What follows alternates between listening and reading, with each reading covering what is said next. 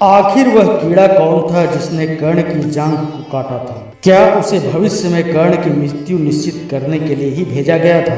इस घटना के अतिरिक्त अन्य कौन कौन से श्राप थे जो कर्ण की मृत्यु के कारण बने थे? किसने दिए थे ये श्राप और किस अपराध का दंड मिला था कर्ण को?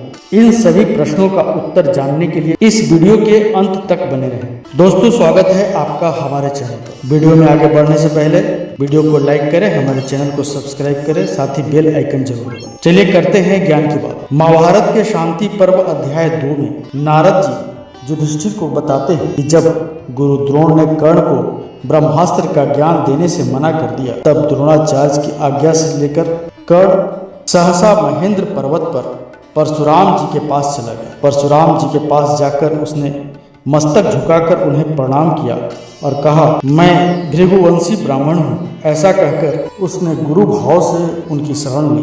परशुराम जी ने गोत्र आदि सारी बातें पूछकर उसे शिष्य भाव से स्वीकार कर लिया। उस पर्वत पर भृगुश्रेष्ठ परशुराम जी से विधि पूर्वक धनुर्वेद सीखकर कर्ण उसका अभ्यास करने लगा। उस समय अग्निहोत्र में लगे हुए किसी वेद पाठी ब्राह्मण की होम धेनु उधर आ निकली। उसने अनजाने में उस धेनु को हिंसक जीव समझकर अकस्मात मार डाला।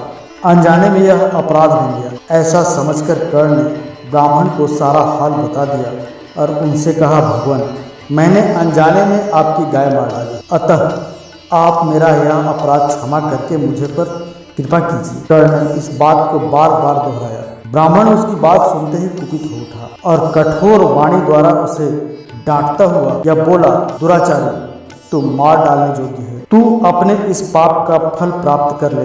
तू जिसके साथ सदा ईर्ष्या रखता है और जिसे परास्त करने के लिए निरंतर चेष्टा करता रहता है, उसके साथ युद्ध करते हुए तेरे रथ के पहिए को धरती निगल जाएगी। नराधम, जब पृथ्वी में तेरा पहिया धंसा हुआ रहेगा और तू अचेत सा हो रहा होगा, उस समय तेरा शत्रु पराक्रम करके तेरे मस्तक को काट कर गिराएगा। अब तू चला जा। इस प्रकार श्राप प्राप्त होने पर कर्ण ने उस श्रेष्ठ ब्राह्मण को बहुत से धनु और रत्न देकर उसे प्रसन्न करने की चेष्टा की। इस पर ब्राह्मण बोला, सारा संसार आ जाए तो भी कोई मेरी बात को झूठी नहीं कर सकता। तू यहाँ से जा या खड़ा रह, अथवा तुझे जो करना है वो कर ले। ब्राह्मण के ऐसा कहने पर कर्ण को बड़ा भय हुआ। परशुराम जी के पास लौट आया। कर्ण के बाहुबल, प्रेम, इंद्रिय संयम तथा गुरु सेवा से भृगुश्रेष्ठ परशुराम जी बहुत संतुष्ट हुए। तदंतर परशुराम जी ने कर्ण को प्रयोग और उन संघार से विधि सहित संपूर्ण ब्रह्मास्त्र की विधि पूर्वक शिक्षा दी। एक समय परशुराम जी कर्ण की गोद में सिर रखकर सो गए। इसी समय एक भयानक कीड़ा जिसका स्पर्श बड़ा भयंकर था कर्ण के पास आया। उस रक्त पीने वाले कीड़े ने कर्ण की जांघ के पास पहुंचकर उसे छेद दिया, परंतु गुरु जी के जागने के भय से कर्ण ने ना तो उसे फेंक सका और नहीं मार सका। वह कीड़ा उसे बार बार डस रहा होता, तो भी सूर्यपुत्र कर्ण ने कहीं गुरु जी जाग न जाए इस आशंका से उसकी उपेक्षा कर दी। जब उसका रक्त परशुराम जी के शरीर में लगा, तब वे तेजस्वी भार्गव जाग उठे और भयभीत होकर इस प्रकार बोले, अरे मैं तो अशुद्ध हो गया हूँ, तू ये क्या कर रहा है? मुझे इस विषय में ठीक ठीक बता। तब कर्ण ने उनसे कीड़े के काटने की बात बताई। परशुराम जी ने भी उस कीड़े को देखा। वह अलर्क नाम से प्रसिद्ध कीड़ा था। परशुराम जी की दृष्टि पड़ते ही उसी रक्त से भीगे हुए कीड़े ने प्राण त्याग दिए। तदंतर आकाश में एक विकराल राक्षस दिखाई दिया। उस राक्षस ने पूर्ण मनोरथ हो हाथ जोड़कर परशुराम जी से कहा, भृगुश्रेष्ठ, आपका कल्याण हो। मैं जैसे आया था वैसे लौट जाऊंगा। मुनि प्रवर, आपने इस नरक से मुझे छुटकारा दिला दिया। आपका भला हो। मैं आपको प्रणाम करता हूँ। तब जमदग्नि नंदन परशुराम जी ने उससे पूछा, तू कौन है और किस कारण से इस नरक में पड़ा था, बतलाओ। उसने उत्तर दिया, तात, प्राचीन काल के सतयुग की बात है। मैं दंस नाम से प्रसिद्ध एक महान असुर था। एक दिन मैंने भृगु की पत्नी का बलपूर्वक अपहरण कर लिया। इससे महर्षि ने श्राप दे दिया और मैं कीड़ा होकर इस पृथ्वी पर गिर पड़ा। तब मैंने उनसे कहा, ब्राह्मण, इस श्राप का अंत भी तो होना चाहिए। यह सुनकर भृगु जी बोले, भृगुवंशी परशुराम से इस श्राप का अंत होगा। साधु, आपका समागम होने से मेरा इस पाप योनि से उद्धार हो गया। परशुराम जी से ऐसा कहकर वह महान असुर उन्हें प्रणाम करके चला गया। इसके बाद परशुराम जी ने कर्ण से क्रोधपूर्वक कहा, अरे मूर्ख, ऐसा भारी दुख ब्राह्मण कदापि नहीं सह सकता। तेरा धैर्य तो क्षत्रिय के समान है। तू स्वेच्छा से ही सत्य बता, कौन है कर्ण?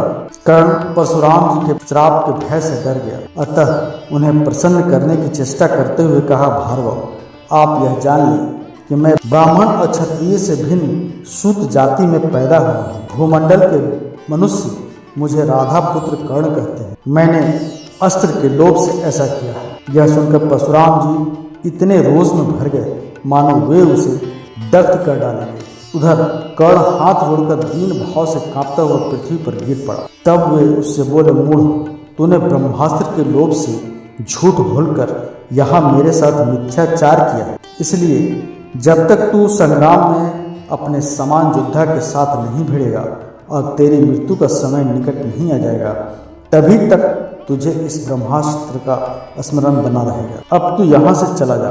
तुझ मिथ्यावादी के लिए यहाँ कोई स्थान नहीं है, परंतु मेरे आशीर्वाद से कोई भी क्षत्रिय युद्ध में तेरी समानता नहीं करेगा।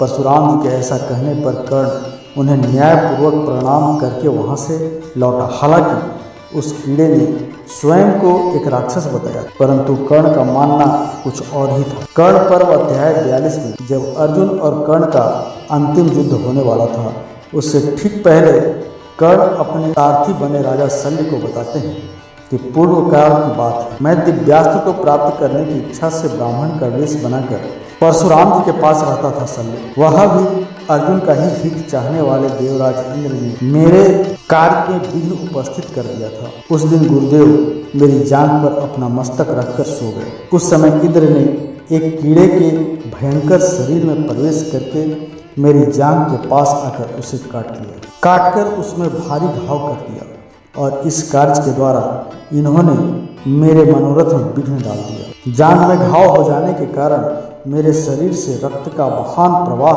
बह चला। तत्पश्चात जब गुरु जी जागे तब उन्होंने यह सब देखा। शल्य, उन्होंने मुझे ऐसे धैर्य से युक्त देखकर पूछा, अरे तू ब्राह्मण तो है नहीं, फिर कौन है? सच सच बता दे। तब मैंने उनसे अपना यथार्थ परिचय देते हुए इस प्रकार कहा, भगवान, मैं सूत हूँ। तदंतर मेरा वृत्तांत सुनकर महातपस्वी परशुराम जी के मन में मेरे प्रति अत्यंत रोष भर गया और उन्होंने मुझे श्राप देते हुए कहा, सूत, तूने छल करके यह ब्रह्मास्त्र प्राप्त किया, इसीलिए काम पड़ने पर तेरा यह अस्त्र तुझे याद न आएगा। तेरी मृत्यु के समय को छोड़कर अन्य अवसरों पर ही यह अस्त्र तेरे काम आ सकता है। तो कर्ण के अनुसार वह कीड़ा देवराज इंद्र थे। जय श्री कृष्ण। आज की वीडियो में बस इतना ही। आशा करते हैं कि आपको हमारा यह वीडियो पसंद आया होगा। कृपया इसे लाइक और शेयर अवश्य करें। किसी भी प्रकार की त्रुटि के लिए आप सबसे क्षमा याचना करते हुए आपसे निवेदन है कि प्रेम पूर्वक परम पिता परमात्मा को मन में धारण करें और बोले, वैदिक सनातन धर्म की सदा ही जो। मिलते हैं अगले वीडियो में एक नई खास जानकारी के साथ। तब तक के लिए धन्यवाद।